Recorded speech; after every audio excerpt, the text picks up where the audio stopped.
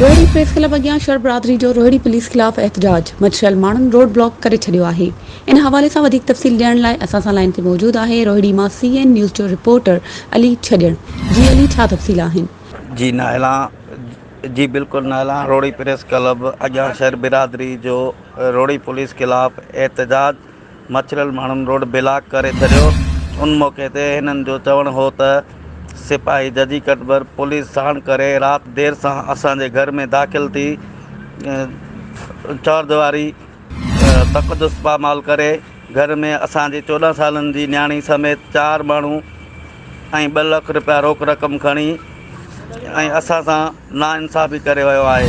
सिपाही जजी कटबर खे गिरफ़्तार करे केस दाख़िल कयो वञे तेसीं ताईं धरणो जारी रहंदो। जी महिरबानी अली, तफ़सीलनि खां आगाह करण लाइ।